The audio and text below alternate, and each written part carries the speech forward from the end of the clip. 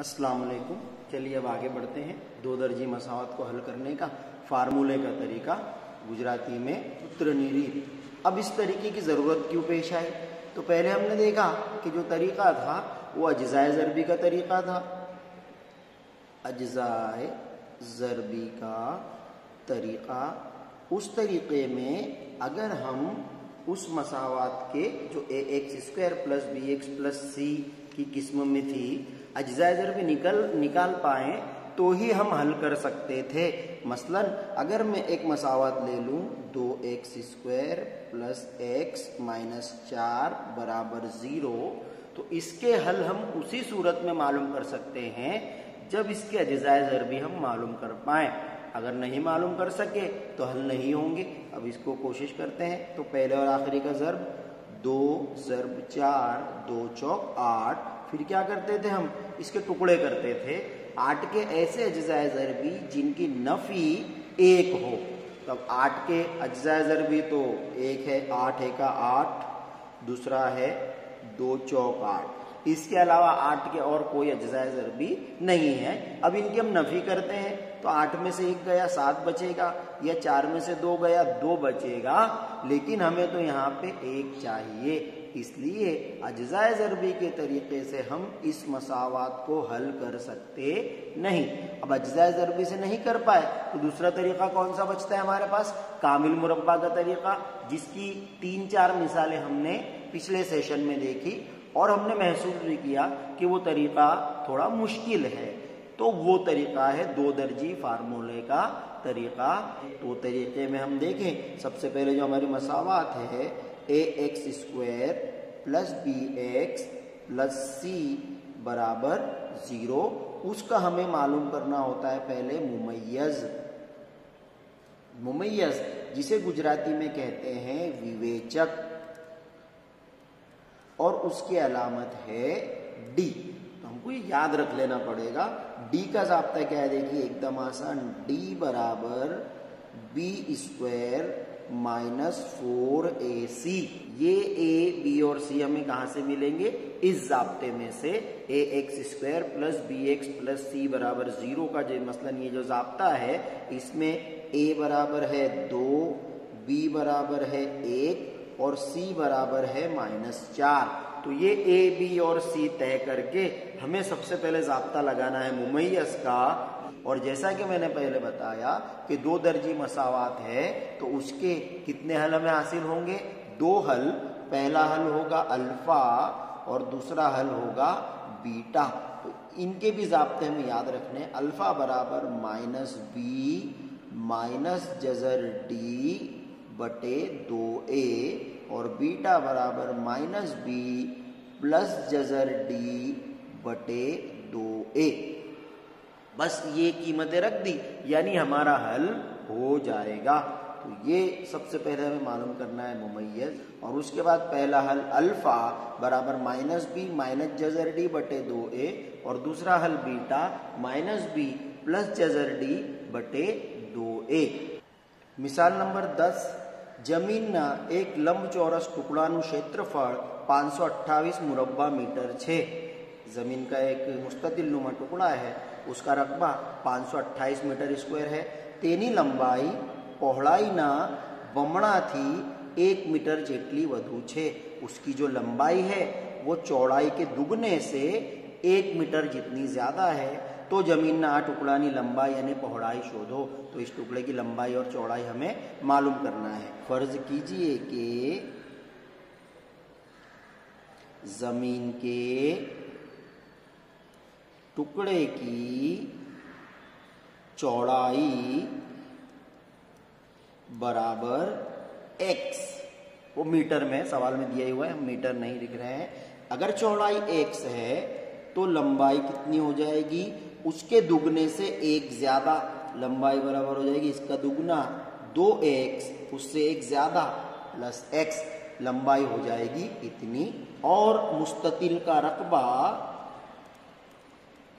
जो कि होता है, याद होगा आपको, लंबाई ज़र्ब चौड़ाई, वो कितना दिया हुआ है सवाल में? 528। ये इतना हमें दिया हुआ है। अब यहाँ पे लंबाई और चौड़ाई की हम कीमतें रख दें, इसलिए रकबा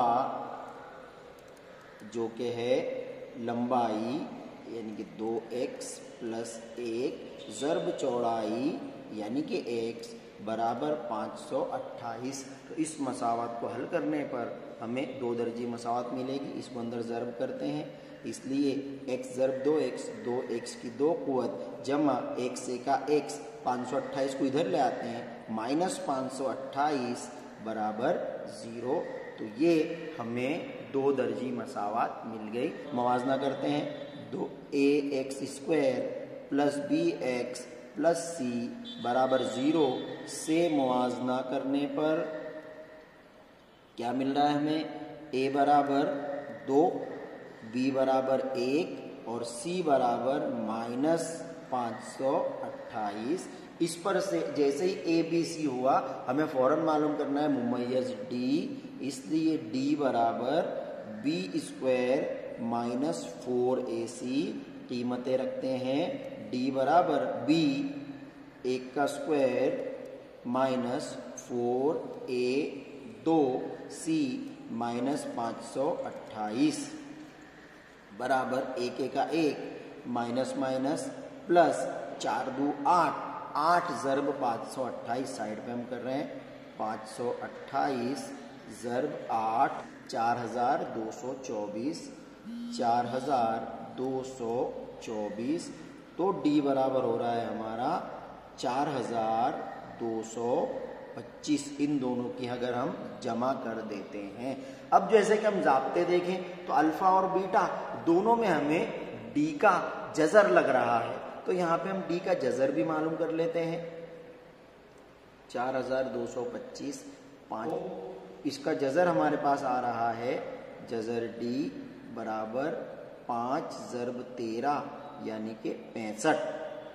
ओके, और ये 0 से बड़ा है, d इज ग्रेटर देन 0। तो हल मालूम कर लेते हैं, इसलिए मसावात के 2 हल हकीकी और मुतफर्रिक होंगे।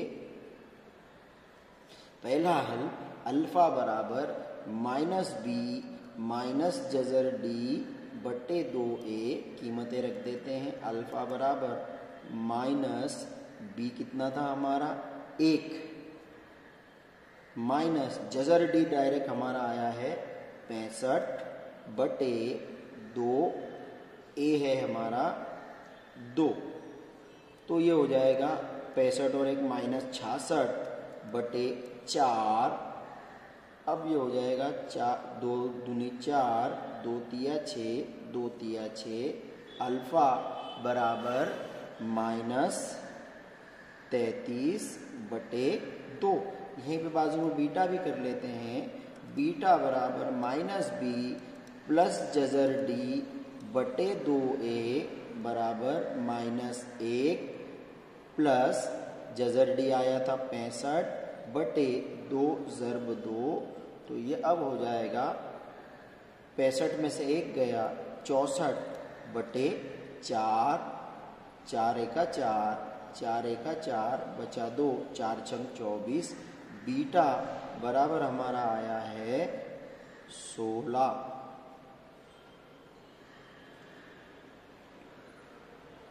अब ये अल्फा और बीटा मसावत के हल है, जिसमें जो मुतगय्यर था वो x था, तो ये x किसको फर्ज किया है हमने? चौड़ाई को, इसलिए चौड़ाई बराबर, अब ये तो मनफी है, चौड़ाई मनफी में नहीं हो सकती, चौड़ाई बराबर 16, इसलिए लंबाई कितनी होगी 2x + 1 बराबर 2, x का 16 जमा 1, 16 दो 32 और 1 33, लंबाई बराबर 33। तो इस तरह से ये 2 दर्जी ज़ाब्ते का तरीका है जिससे हम हल मालूम कर सकते हैं। आइए देखते हैं अगली मिसाल। मिसाल नंबर 11, वे क्रमिक अयुग्म धन पूर्णांक संख्याओं वर्गों सरवाड़ो, यानी 2 क्रमिक यानी मुसलसल एक के बाद एक आने वाले अयुग्म ताक मुस्बित पूर्णांक यानी सही एदाद के मुरब्बों का मजमुआ 290 हो तो बनने संख्याओं शोधो। तो वो दोनों एदाद हमें मालूम करने हैं। अब दो मुसलसल ताक एदाद यानी क्या, मुसलसल एदाद की बात हम करें तो पहला ताक अदद है 1, दूसरा है 3, फिर है 5, फिर है 7, फिर है 9, फिर 11 और इस तरह से ये चलते हैं ताक एदाद मुसलसल। अब इनमें आप देखिए तो दोनों में फर्क कितने का है, दो बाजू बाजू वाले मुसलसल में 2 का फर्क है सभी में। इसी तरह से अगर जुफ्त एदाद ले हम तो वो 2, 4, 6, 8 आते हैं, उनमें भी 2 का फर्क है, ये ताक हो गया। अगर मैं जुफ्त लूँ तो वो 2, 4, 6, 8, 10, 12 इस तरह से वो चलते जाएंगे, उनमें भी 2 का फर्क है। और ताक और जुफ्त के अलावा अगर हम सिर्फ सही एदाद लें तो वो मुस्बित सही एदाद तो वो चलेगा 1, 2, 3, 4, 5, 6, 7, 8 उनमें एक एक का ही फर्क है। तो यहाँ मैं आपको ये चीज बताना चाहता हूँ, इस हिसाब में तो हमें मुसलसल ताक एदाद का आया, किसी हिसाब में मुसलसल जुफ्त एदाद का आ सकता है, या किसी हिसाब में सिर्फ 2 मुसलसल मुस्बित सही एदाद ऐसा भी आ सकता है। अगर सिर्फ मुस्बित सही एदाद आया तो पहला अदद अगर होगा x तो दूसरा होगा x प्लस 1, दोनों में एक एक का ही फर्क है, कोई भी आप ले लीजिए कहीं से भी बीच में से भी। लेकिन अगर ये ताक और जुफ्त आया और उसमें आप पहला अदद अगर बोल रहे हो x को तो दूसरा अदद होगा x प्लस 2। मुस्बित सही और ताक मुस्बित सही या जुफ्त मुस्बित सही में इतना फर्क है। सिर्फ मुस्बित सही आया तो 2 मुसलसल अदद में पहला x और दूसरा x प्लस 1, लेकिन अगर ताक मुस्बित सही आया या जुफ्त मुस्बित सही आया तो उसमें अगर हम पहला x लेंगे तो दूसरा लेना पड़ेगा x प्लस 2। सवाल में देखें तो यहाँ पे 2 मुसलसल ताक है, इसलिए हम फर्ज करते हैं ये हिसाब का हिस्सा नहीं है, ये सिर्फ आपको समझाने के लिए किया गया है, ये आपको नोटबुक में लिखना नहीं है। यहाँ पे मैं इसे चौकड़ी लगा रहा हूं। आगे बढ़ के हिसाब को हल करते हैं। फर्ज कीजिए कि पहला ताक सही अदद बराबर x, इसलिए दूसरा ताक सही अदद क्या हो जाएगा x प्लस 2। ओके, अब सवाल में दिया है उनके मुरब्बों की जमा 290 है, इसलिए पहले वाले का मुरब्बा x² जमा दूसरे वाले का मुरब्बा x प्लस 2 का स्क्वायर बराबर आ रहा है 290।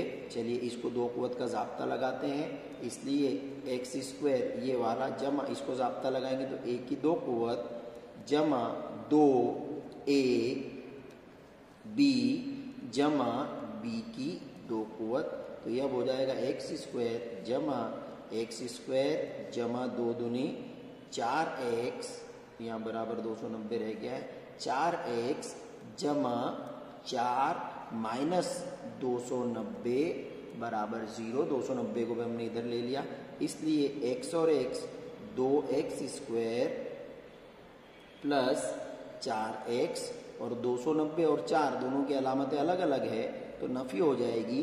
290 में से 4 गया तो माइनस 286 बराबर 0। अब इनमें सब में से 2 कॉमन निकल सकता है तो 2 कॉमन हम निकाल लेते हैं, तो हो जाएगा x की 2 कुवत जमा 2 दूनी 4x माइनस ये हो जाएगा 286 को हम 2 से तकसीम करें, 2 एका 2, 2 एका 2, 2 चौका 8, 2 तिया 6, 143 बराबर 0। फिर ये 2 उधर जाके 0 हो जाएगा और हमारे पास फाइनल 2 दर्जी मसावत आएगी x की 2 कुवत प्लस 2x माइनस 143 बराबर 0। अब इस मसावत को हमें हल करना है तो उसे का हम मुआजना कर लेते हैं। ax² जमा bx जमा c बराबर 0 से मुआजना करने पर a आ रहा है हमारा, इसके साथ कुछ नहीं यानी 1, b आ रहा है 2 और c आ रहा है माइनस 143। 3। जैसे ये बी और सी आ गया, हमारा पहला काम बनता है मुमय्यज डी मालूम करना। डी बराबर बी स्क्वायर माइनस 4ac बराबर बी यानी 2 का स्क्वायर माइनस 4, ए यानी 1, सी यानी माइनस 143। तो ये हो जाएगा 2 दूनी 4 माइनस माइनस प्लस 143 ज़रब 4 साइड पे कर रहा हूँ 572 और फिर 572 और 4 ये हो जाएगा 576। डी बराबर 576। फिर आगे हमें जज़र डी लगने वाला है तो इसको हम यहीं पे मालूम कर लेते हैं। 576 का जज़र वो यहाँ से 2, यहाँ से 2, यहाँ से 2, यहाँ से 3, तो 2 दूनी 4 दूनी 8 दिए 24। तो हमारा जो जज़र डी है वो आ रहा है 24। तो हम यहीं पे लिख देते हैं इम्प्लाइज जज़र डी बराबर 24 और डी मुस्बित आया है तो 2 हल हकीकी और मुतफरिक होंगे, वो लिखने की ज़रूरत नहीं। पहला हल मालूम करते अल्फ़ा बराबर माइनस बी माइनस जज़र डी बटे 2a। अल्फ़ा बराबर बी है आपका 2 माइनस 2 माइनस जज़र डी आया है 24 बटे 2 और a है 1। तो ये हो जाएगा 24 और 2 दोनों की अलामत एक जैसी 26 बटे 2, 2 एका 2, 2 एका 2, 2 तिया 6।